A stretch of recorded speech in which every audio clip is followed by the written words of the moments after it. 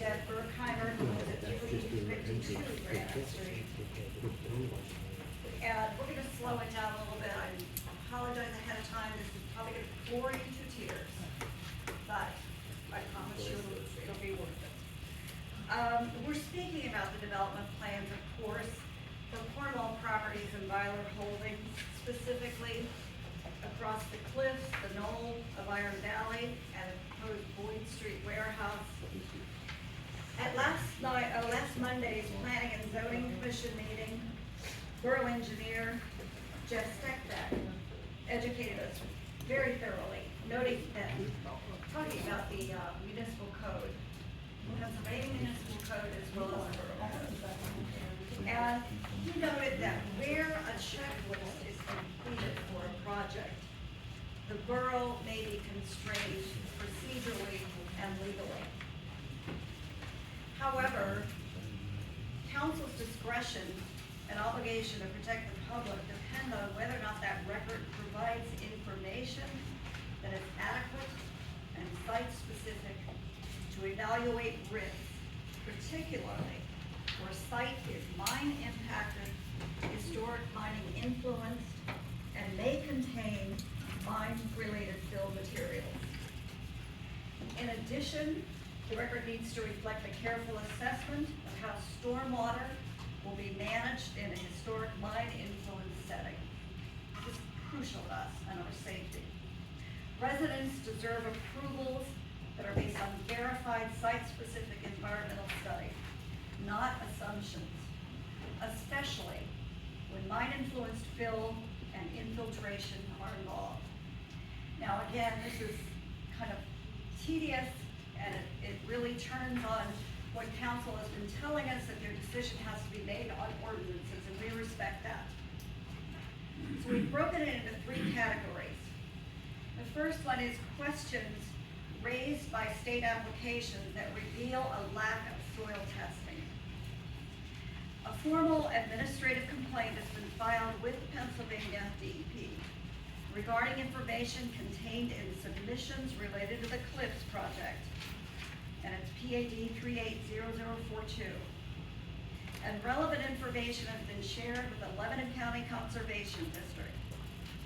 Specifically, DEP is being asked to address whether there are material discrepancies or questions requiring clarification in the Chapter 102 Module 1 ENS checklist submitted for this project and for related project filings that are under review.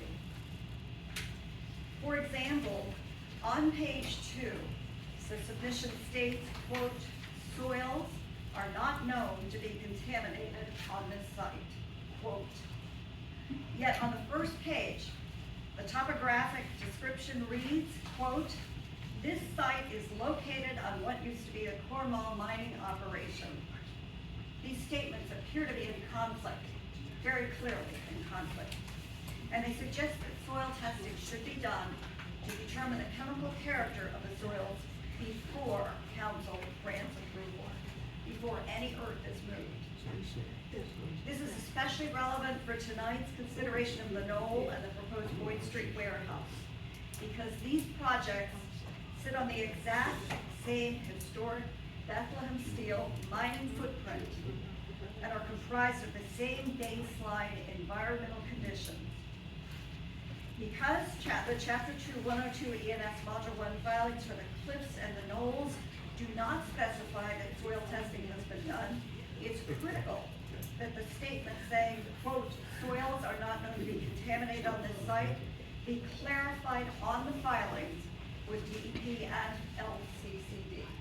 We deserve the truth. We need to know what's in the dirt. It's very basic, very simple.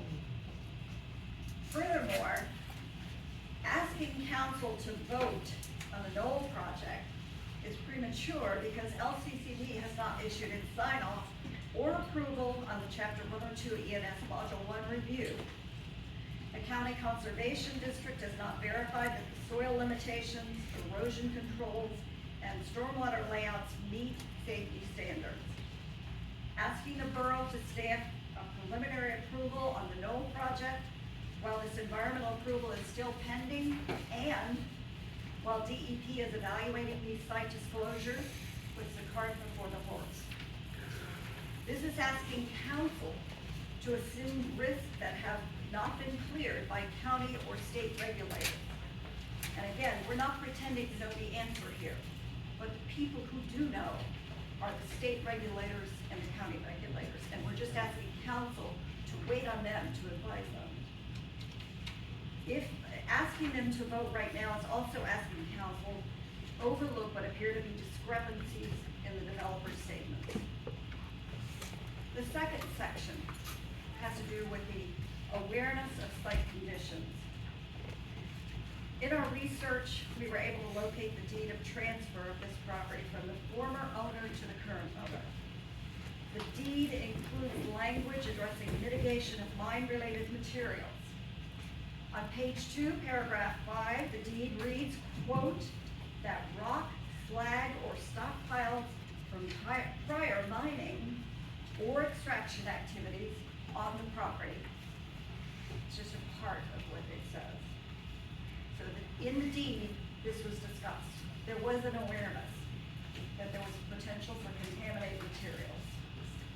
This description provides relevant context because it shows that mine-related conditions were considered at the time of transfer, and it further supports the need for complete, consistent, and adequate environmental characterization. The developer's own geological study prepared by ECS Mid-Atlantic LLC describes mine-related fill and mine spoil type conditions. For the cliffs, page 14, section 5.1.1, under the title Existing Man-Placed Fill, it states, quote, significant existing fill deposits were encountered across the site. Generally, the site appears to consist of granular materials associated with historic mining on and around the site.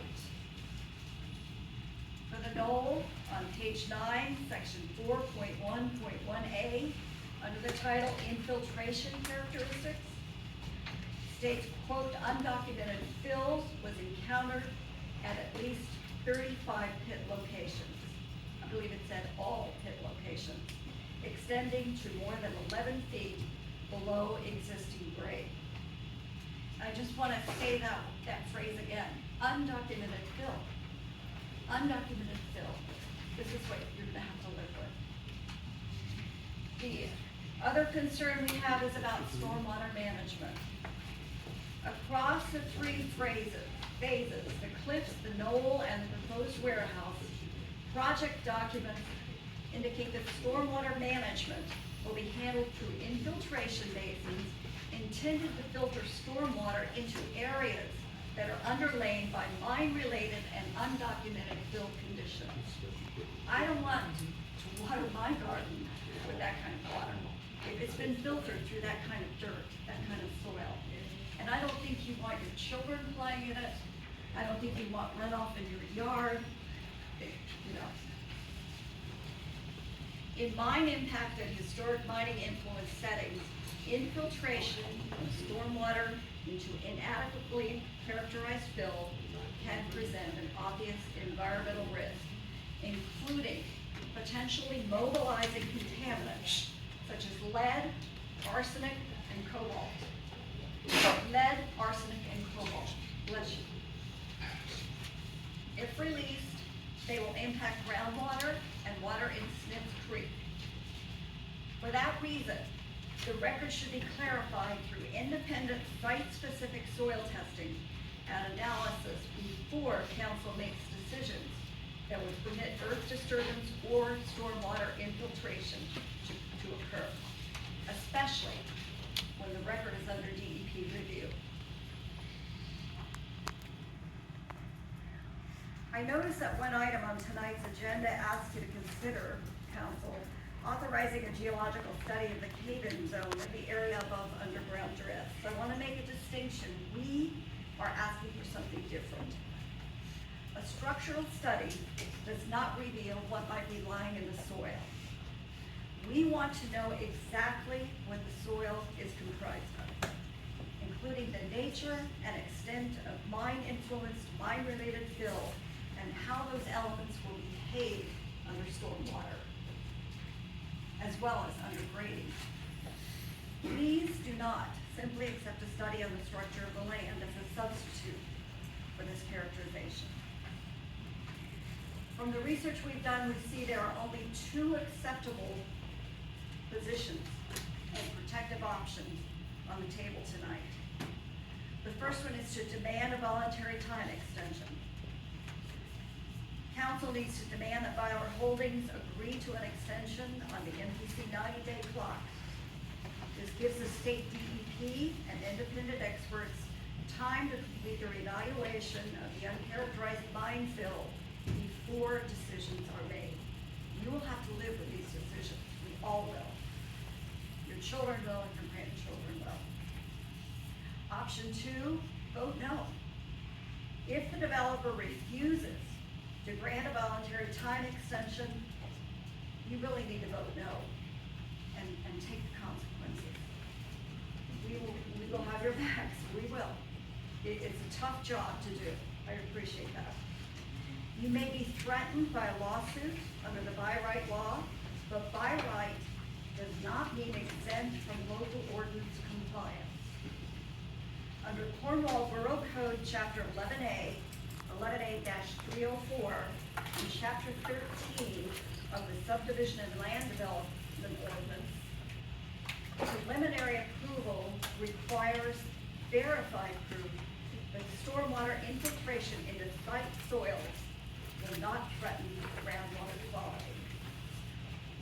It is backed up by the Pennsylvania Municipalities Planning Code, which states in Section 508 that a municipality can deny a plan if it does not comply with local ordinance. You can do this.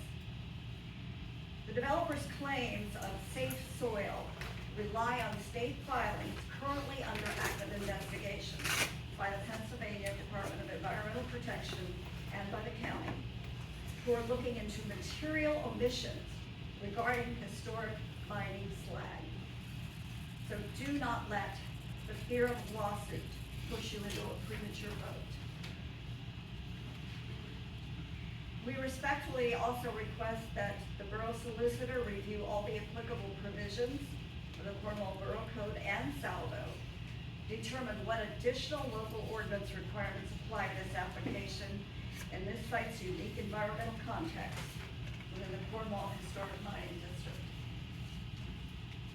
The third option you have, and we're going to ask you not to do this, is please do not grant conditional approval. You may be asked to vote for a conditional approval, but that may come with a promise that soil or drift zone testing will happen later, but that will trap you. A conditional approval stamps the project as approved on the municipal books, giving away all of council's local legal leverage and allowing the developer to secure commercial financing while pushing oversight behind closed doors. You do not need this right now. You do not need this. I believe that you're all honest people, and I want to see you be protected too. I just want to finish by saying that history is going to remember how this council acted when the safety of our town was on the line. And we're calling on you tonight, honor your responsibility to the citizens of Cornwall. Stand firm in your duty and prove that protection of our community comes first. We've shared our concerns also with the Quiddy Watershed Association, and they're present tonight, I believe. And they will be forwarding their concerns to council as well. So finally, I'd just like to ask that this statement be made part of the official record and entered into the minutes, along with the supporting documents that we provided you with. You've all been given a copy, and I thank you for taking the time to listen. Thank you, Dr.